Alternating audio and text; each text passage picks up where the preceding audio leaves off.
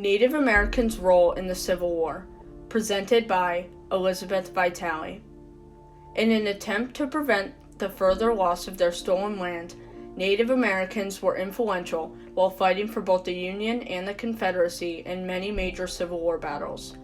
A total of 20,000 Native Americans fought in the war in the battles at Pea Ridge, Second Manassas, Antietam, Spotsylvania, Cold Harbor, and in federal assaults on Petersburg. Native Americans fought with the hope to gain favor with the prevailing side, and to end the discrimination and forced relocation from their lands to Western territories, which had been brought upon them by the federal government. Some Native American tribes, like the Creek and Choctaw, fought for the Confederacy in order to maintain their wealth that came from owning slaves. The majority of the 20,000 Native Americans fought for the Union. The Delaware Nation proclaimed their support for the Union on October 1, 1861. They had been in an alliance with the U.S. government for many years prior to that date, despite the removal of natives to the Indian Territory in Kansas and the Wichita Indian Agency in Oklahoma. Before the Civil War, the Delaware had served as skilled guides and scouts for wagon trails in the West, for scientific explorations of the West, and in the Rocky Mountain fur trade.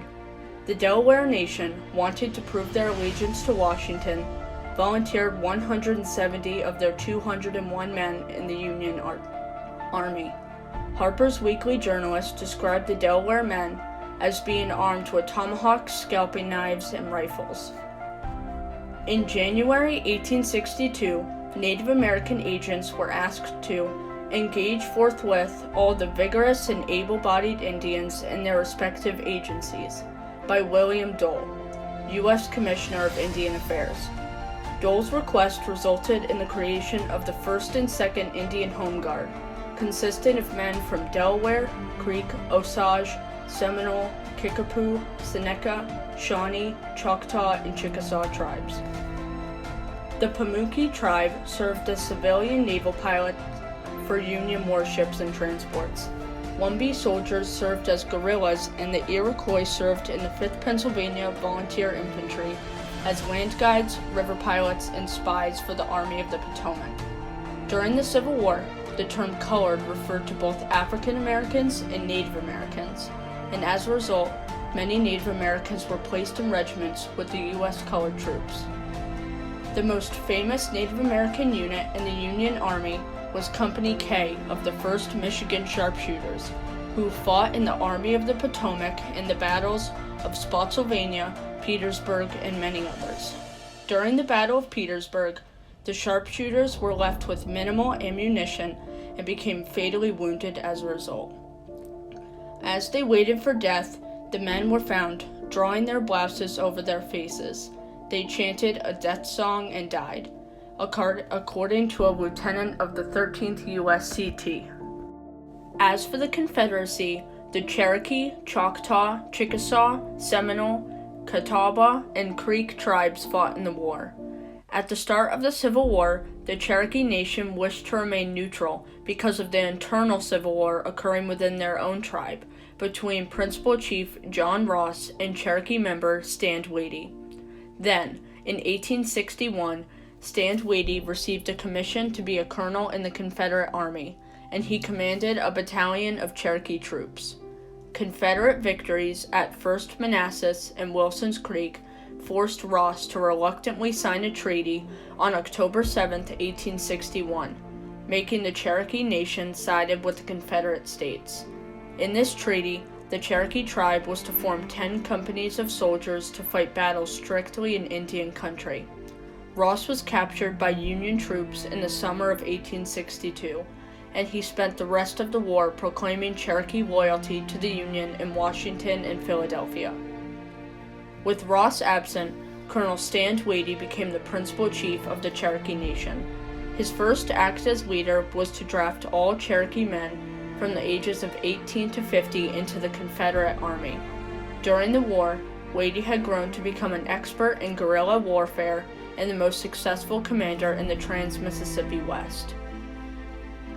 One Confederate soldier, George C. Falconer, who was from Colonel J.J. Clarkson's Confederate Missouri Cavalry, recorded his experiences of performing expeditions in Cherokee Nation under Colonel Stand Watie from June 18th to 28th, 1862. Falconer wrote, Fort Smith, June 18th. George C. Falconer left for Colonel Clarkson's regiment and crossed the Arkansas River at Wilson's Ferry, 12 miles above Fort Smith, and stopped at Choate's, 9 miles from Fort Smith. Day's ride, 27 miles. On July 3, 1862, during the Battle of Locust Grove, Falconer was captured by Federal forces, losing his horse, double-barreled shotgun, and diary. Major Albert Ellithorpe, who was a Union soldier that participated in the same battle, claimed the diary for himself, using it to record his actions with the Indian Home Guards, 1st Kansas Infantry, from July 1862 to March 1863. After joining the Union Army, Ellithorpe had traveled to Washington, D.C. to present a plan to the War Department. The plan consisted of organizing regiments of loyal Native American refugees in southern Kansas. Ellithorpe was commissioned a first lieutenant and given permission to implement the plan. He gathered a full regiment of Creek, Cherokee, and Seminole natives, completing his plan. Within his part of the diary, he explains his role in instituting the Indian Home Guards. Ellithorpe begins his first diary entry by saying, "The tables turned. We will open the journal on the other side of the question. A.C. Ellithorpe, Major 1st Indian Regiment." On the East Coast, many Confederate Native American soldiers fought in the states of Tennessee, North Carolina, and South Carolina, like the Thomas Legion, led by Colonel Thomas, who fought in the battles predominantly in the mountains of Tennessee and North Carolina.